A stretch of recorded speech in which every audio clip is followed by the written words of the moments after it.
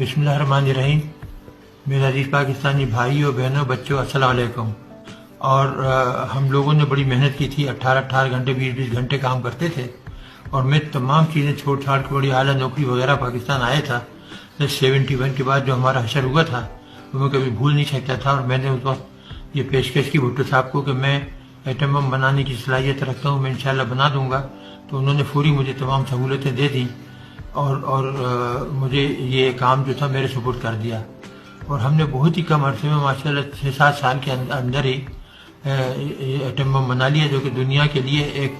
معجزہ تھا۔ وہ کبھی تصور ہی نہیں کر سکتے تھے کہ وہ ملک جو گاڑیاں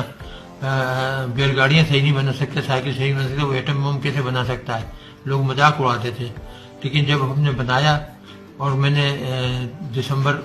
84 کو جنرل ضیاء کو لکھ کر دیا، تاریخ میں موجود ہے وہ خط کہ جی ہم نے ایٹم بم بنا لیا اور ہم 1 ہفتے کے نوٹس پر اس کو دھماکہ کر سکتے ہیں،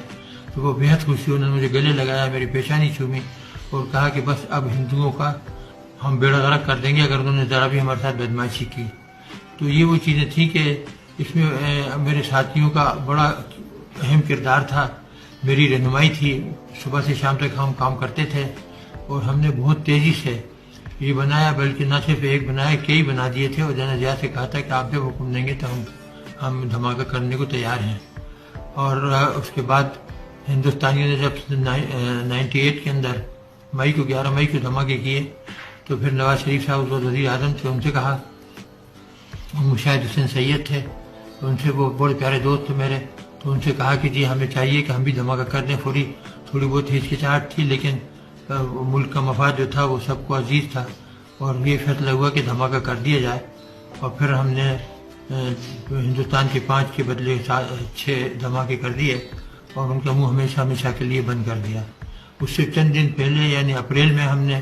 لانگ رینج میزائل بنائی تھی، جو کہ 1500 کلومیٹر جا سکتی تھی، اور یہ ایٹم بم لے کے جا سکتی تھی، اور ہندوستان کے ہر شہر کو ہم 5 منٹ سے لے کے 10 منٹ کے اندر اڑا سکتے تھے، دہلی ہو، بامبے ہو، وغیرہ وغیرہ سب۔ تو اللہ تعالیٰ کا شکر ہے، ہم نے پاکستان کو ناقابل تسخیر دفاع مہیا کر دیا، اور ابھی یہ جو ہے مودی وغیرہ یہ جو شور مچاتے ہیں، ان کی کبھی جرأت نہیں ہوگی کہ یہ پاکستان کے اوپر حملہ کریں، انہیں پتہ ہے کہ اگر انہوں نے حملہ کیا